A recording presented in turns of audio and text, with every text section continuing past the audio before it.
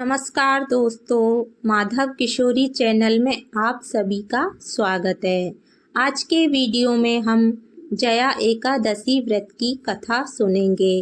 तो फ्रेंड्स, कथा शुरू करते हैं। कई वर्षों पूर्व स्वर्गलोक में राजा इंद्र राज्य करते हैं। उनके लोक में सभी देवगण प्रसन्न थे। परिजात पुष्पों से लदे नंदन वन में देवराज इंद्र सोमरस का पान कर रहे थे। अप्सराएं उन्हें प्रसन्न करते हुए नृत्य कर रही थी और कई गायक सुंदर संगीत और प्रसन्न कर रहे थे।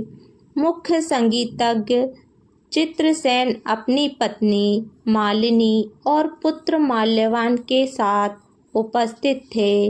वहां एक पुष्पवती नाम की अप्सरा उपस्थित थी, जो कि माल्यवान की तरफ आकर्षित हो गई। उन दोनों को एक दूसरे के प्रति आकर्षित देख देवराज इंद्र क्रोधित हो गए और बोले, हे मूर्खों, तुम दोनों मुझे प्रसन्न करने का आडंबर कर रहे हो, तो तुम दोनों की एक दूसरे के प्रति आसक्ति मुझे स्पष्ट दिख रही है। इस भरी सभा में तुम दोनों ने मेरा अपमान किया है। मैं तुम्हें श्राप देता हूँ। तुम दोनों इसी समय पिशाच योनि धारण कर पति पत्नी के रूप में मृत्युलोक में जाओगे और वहाँ अपने पाप कर्मों का फल भुगतोगे।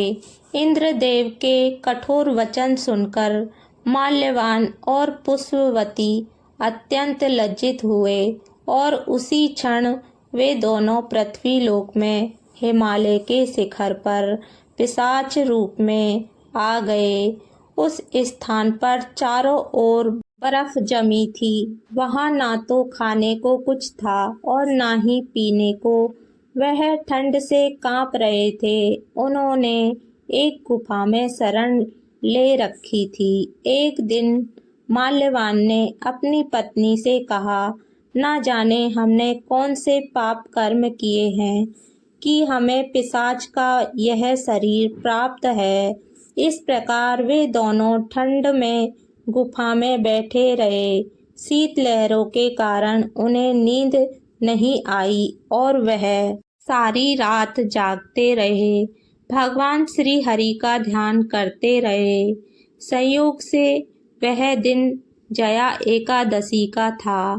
उस दिन कुछ भी ना खाने और रात्रि जागरण करने से उन दोनों ने पिशाच का शरीर त्याग दिया और अपना देवताओं का शरीर पुनः धारण कर लिया। आकाश से पुष्प वर्षा होने लगी। एक दिन दिव्य विमान उन्हें स्वर्ग ले गया।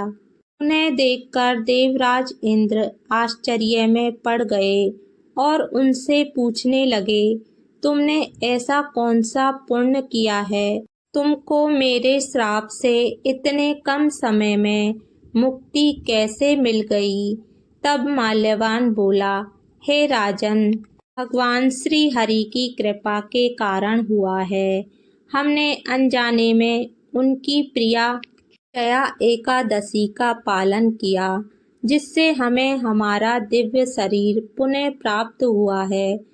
यह सुनकर इंद्रदेव बोले, श्री हरि की भक्ति व सेवा से मैं तुमसे स्वर्ग में पुनः स्थान प्रदान करता हूँ। इसलिए हम मनुष्यों को परम कल्याणकारी जया एकादशी, जिसे भयमयी एकादशी भी कहते हैं, इसका निष्ठा और श्रद्धा पूर्वक पालन करना चाहिए।